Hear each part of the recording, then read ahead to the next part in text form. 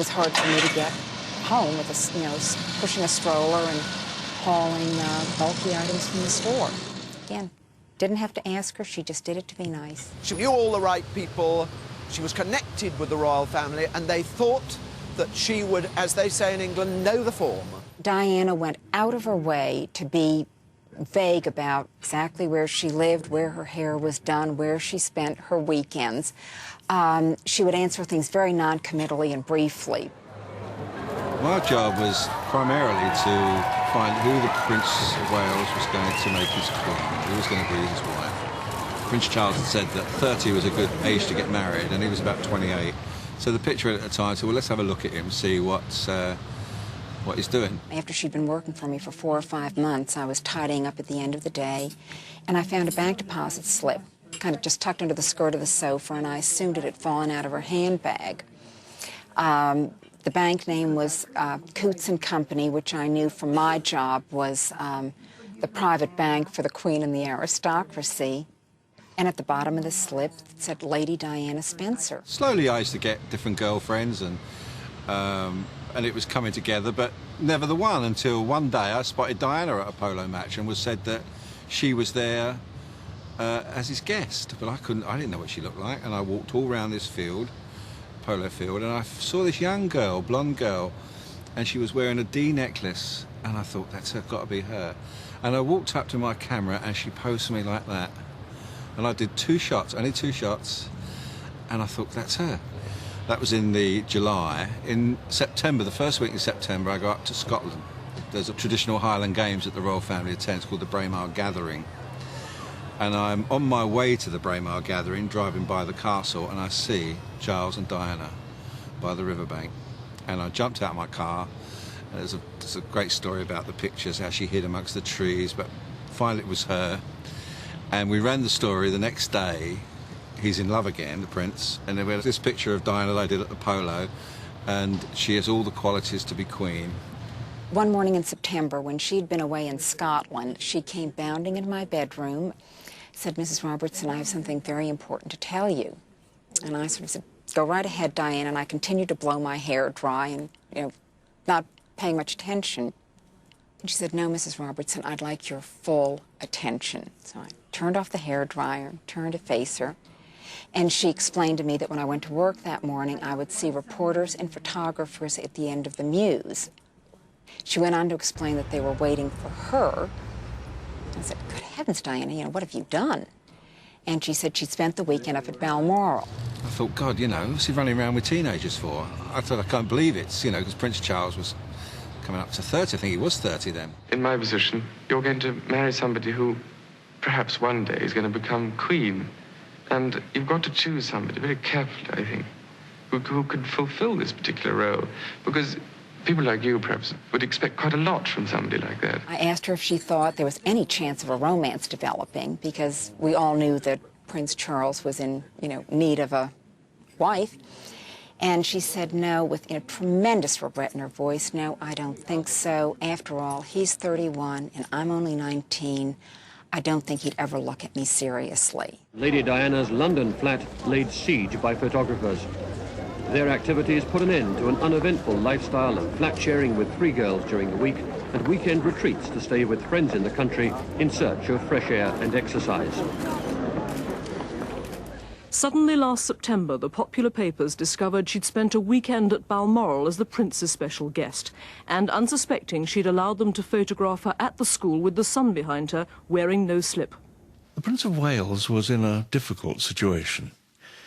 As soon as he began to be spotted around town with a succession of beautiful women, the speculation began about who he would marry and when. Of course, ideally, he would marry for love. But he also had to provide the next heir to the throne, and the woman he married had to be approved by the Queen. So he needed to find someone with no past, someone whose conduct was beyond reproach.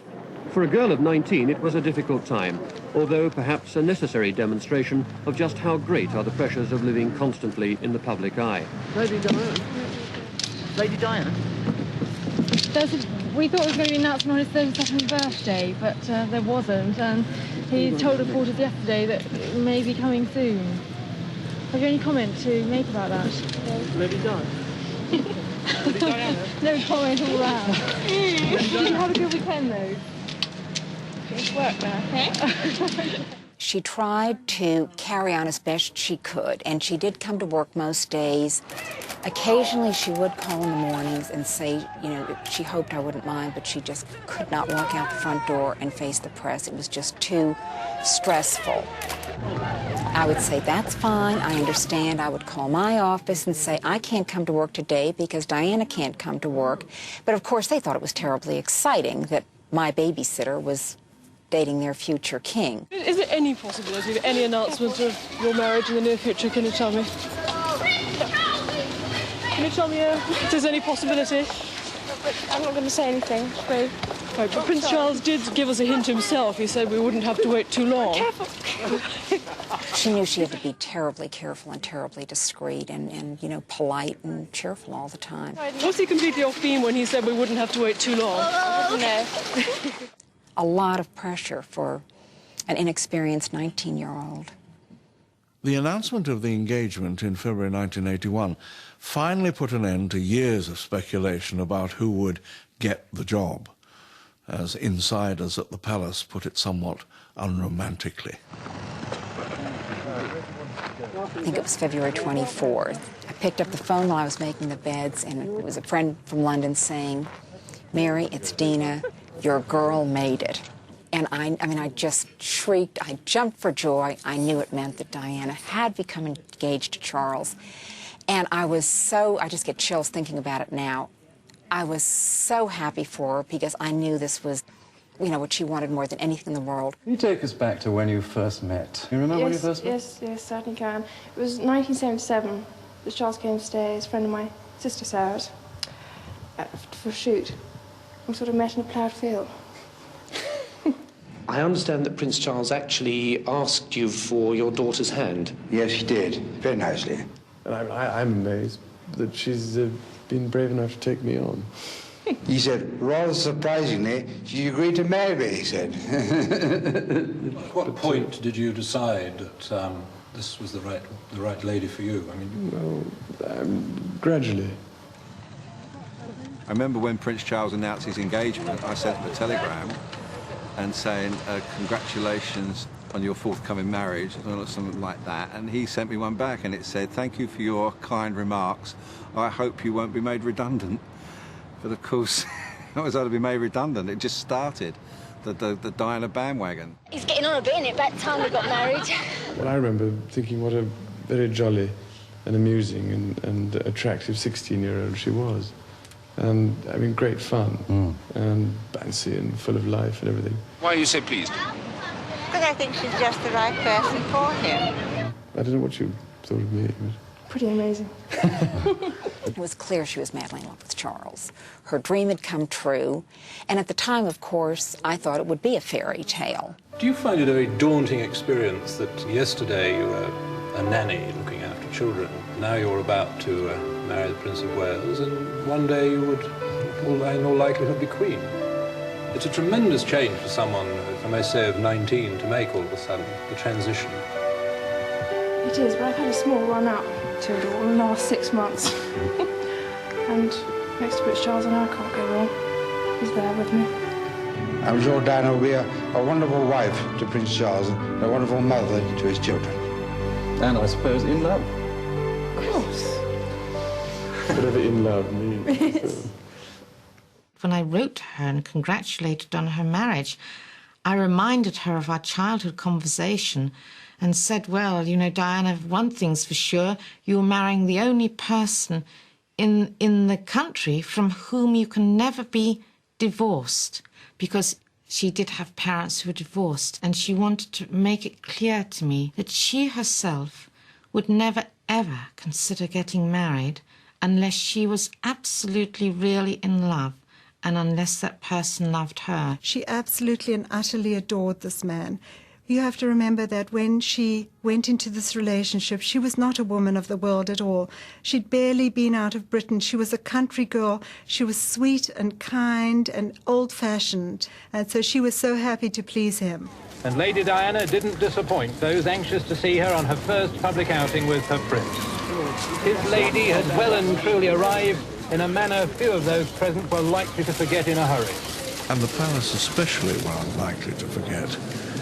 Diana's first attempt at winning the approval of her prince and her country proved just how unsophisticated she was. A plunging décolletage in black, a colour that royal women are not supposed to wear unless they're in mourning. 2 protocol mistakes in her first outing. Probably you would be just expected to know what was done and what wasn't done. And Diana didn't know what to do and what not to do. She wasn't used to royal protocol. She wasn't used to all the ins and outs of royal protocol and kind of landed herself in the deep end and had to learn terribly quickly. The 29th of July 1981 was confirmed as the date of the wedding. It was to be held in St. Paul's Cathedral and not the more traditional Westminster Abbey. 2 weeks later, Diana moved among delighted crowds for the first time and followed her instinct then, as she would do for the rest of her whole life.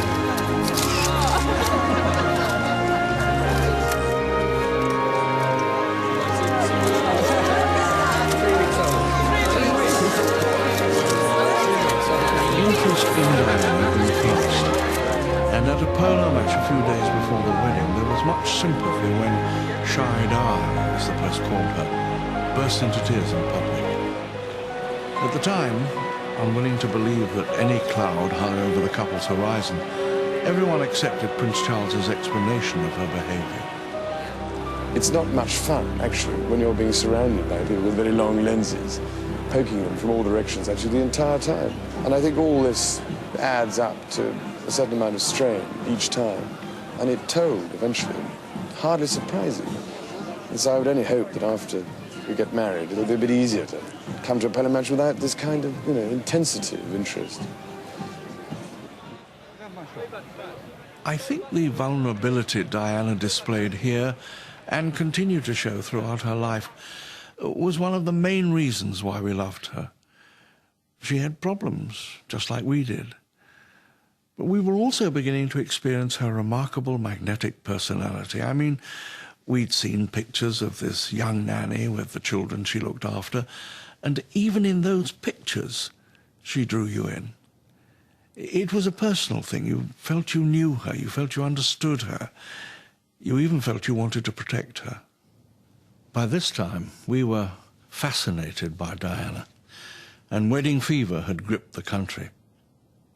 And so that no one would be disappointed with the fairy tale bride, she called in the experts.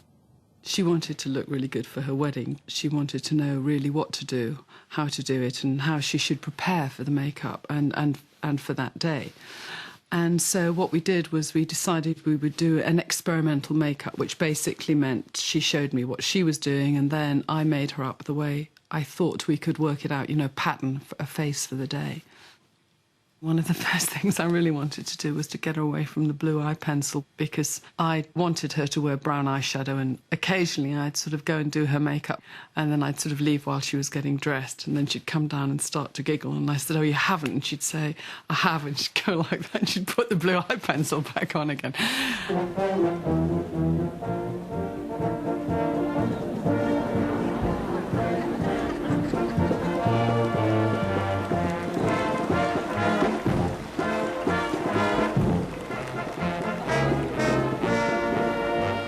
Royal weddings are not that frequent in England, and when they do occur, they tend to be rather formal state occasions. But before it even took place, everyone knew that this wedding would be different, because Diana was different. Despite the fact that 70 countries were televising the ceremony, that spies were trying to discover what the dress looked like, and that the seating plan included almost 3,000 people, Diana's charm made all of us feel part of it. Diana did say to me the morning of the wedding, the crowds were outside the window and we were watching them on the television in her bedroom, and she said to me, "Oh, this is a lot of fuss for one girl getting married." remember that she was actually getting into the carriage in Clarence House, and of course the carriage is very beautiful, extremely